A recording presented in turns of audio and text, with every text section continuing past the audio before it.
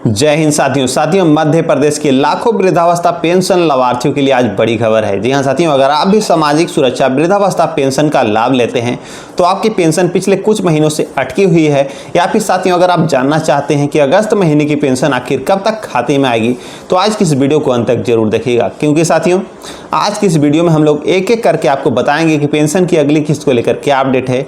जिन लाभार्थियों को पिछले महीने की राशि रुकी हुई है, साथियों बहुत सारे लाभार्थी हैं जिनका पिछला कुछ महीने का पैसा रुका हुआ है, उन्हें बकाया पेंशन कब मिलेगा, किस तरह से मिल सकता है। और सबसे बड़ा सवाल है साथियों कि आखिर मध्य प्रदेश में लंबे समय से मिल रहे 600 प्रति माह की वृद्धावस्था पेंशन राशि बढ़ाकर 1200 जो किए जाने की खबर है साथियों, उस पर क्या अपडेट निकल के आ रहा है। तो चलिए साथियों सबसे पहले बात करते हैं पेंशन की अगली किस्त की। पहली बड़ी खबर है साथियों कि अगस्त की पेंशन को लेकर क्या अपडेट है। तो मध्य प्रदेश में वृद्धावस्था पेंशन की किस्त को लेकर सामने आए अपडेट के अनुसार साथियों जून महीने की राशि 25 जून 2026 को सिंगल क्लिक के माध्यम से जारी किए जाने की बात कही गई थी।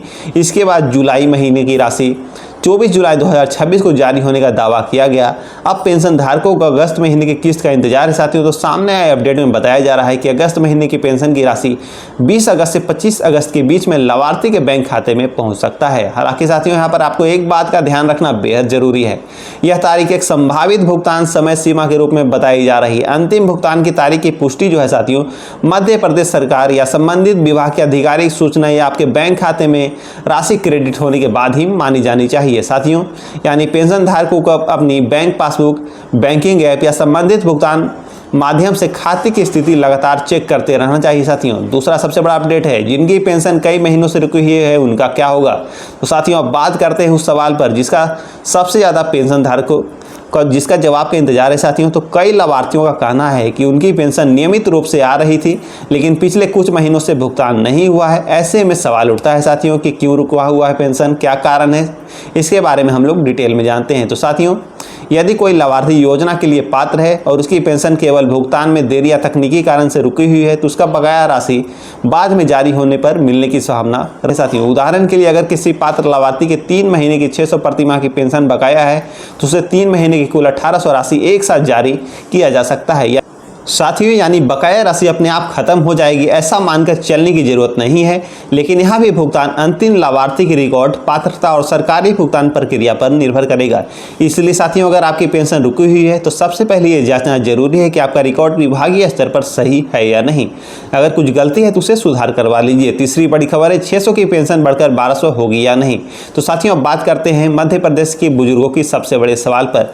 महंगाई लगातार बढ़ रहा है, दवाई महंगी है, राशन महंगा हो रहा है, रोजमर्रा की जरूरत का खर्च भी बढ़ रहा है साथियों। ऐसे में वृद्धावस्था पेंशन की राशि बढ़ाने की मांग लगातार उठ रही है साथियों। कई पेंशन धारकों की मांग है कि वर्तमान में 600 प्रति माह की राशि को बढ़ाकर कम से कम 1200 प्रति माह किया जाना चाहिए साथियों। लेकिन फिलहाल 1200 प्रति माह पेंशन लागू होने को लेकर किसी भी तरह की आधिकारिक आदेश अभी तक सामने नहीं आया है। इसलिए जब तक मध्य प्रदेश सरकार की ओर से स्पष्ट आदेश या आधिकारिक घोषणा नहीं होती तब तक 1200 की राशि लागू मानना सही नहीं होगा। यानी साथियों इस समय 1200 पेंशन बढ़ोतरी की मांग लगातार चर्चा में है। इसे लेकर कई अफवाह फैलाया जा रहा है, लेकिन जब तक कोई सरकारी आदेश नहीं आता इसे सही मानना सही नहीं होगा साथियों। अब चौथा अपडेट है, पेंशन अचानक बंद हो गई तो क्या करें। साथियों अब उन पेंशन धारकों की बात करते हैं जिनकी पेंशन पहले नियमित रूप से आ रही थी लेकिन अचानक बंद हो गया। तो साथियों अगर आपकी पेंशन रुक गई है तो इसके पीछे कई कारण हो सकते हैं। सबसे पहले अपनी समग्र ID की जानकारी चेक करवाइए। इसके बाद यह देखें कि आपकी समग्र EKYC पूरी है या नहीं। साथ ही अपने आधार कार्ड, बैंक खाते की लिंकिंग की स्थिति भी जांचें। बैंक खाते में DBT की सुविधा सक्रिय है या नहीं, यह भी देखना काफ़ी ज़्यादा जरूरी है साथियों।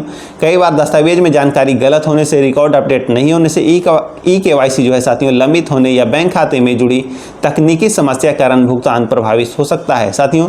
इसलिए पेंशन नहीं आने पर घबराने की बजाय अपने दस्तावेज और रिकॉर्ड की जाँच जरूर करवाएं। पांचवा बड़ा अपडेट है EKYC को लेकर बुजुर्ग ध्यान दें। जी हां साथियों, पेंशन धारकों के लिए EKYC भी एक महत्वपूर्ण प्रक्रिया हो सकती है।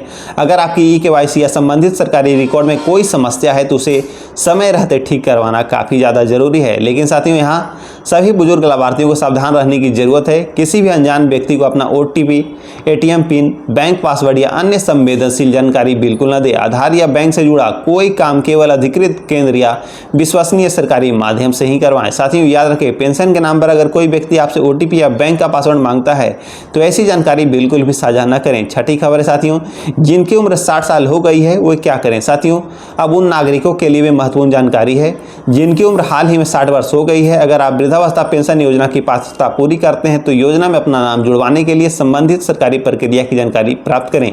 आमतौर पर इसके लिए साथियों आधार कार्ड, समग्र ID, बैंक खाता और अन्य जरूरी दस्तावेज की आवश्यकता हो सकती है। हालांकि पात्रता और आवेदन को सही प्रक्रिया आपके जिले या संबंधित विभाग के नियमों के अनुसार जांचना जरूरी होगा। साथियों, इसलिए अपने नज़दीकी संबंधित सरकारी कार्यालय या अधिकृत सेवा केंद्र से आवेदन की प्रक्रिया और अन्य दस्तावेज जो है साथियों उसकी जानकारी जरूर ले लें। साथ में बड़ी खबर है साथियों, घर बैठे पेंशन का स्टेटस कैसे देखें। तो साथियों, अब सबसे जरूरी सवाल यही है कि अगर आप घर बैठे अपनी पेंशन की स्थिति या लाभार्थी सूची देखना चाहते हैं तो क्या करें। तो साथियों, इसके लिए मध्य प्रदेश सरकार की आधिकारिक सामाजिक सुरक्षा पेंशन पोर्टल का इस्तेमाल करें। पोर्टल पर उपलब्ध विकल्पों के माध्यम से अपनी योजना, जिला, जनपद, पंचायत, ग्राम पंचायत या पाठ से संबंधित जानकारी के आधार पर लाभार्थी सूची या भुगतान की स्थिति जरूर जातें। साथियों, यही आज अपडेट था पेंशन से जुड़ा हुआ। अब वीडियो पसंद आया है तो वीडियो को लाइक करें, चैनल को सब्सक्राइब करें और वीडियो को आखिर तक देखने के लिए आपका बहुत बहुत धन्यवाद।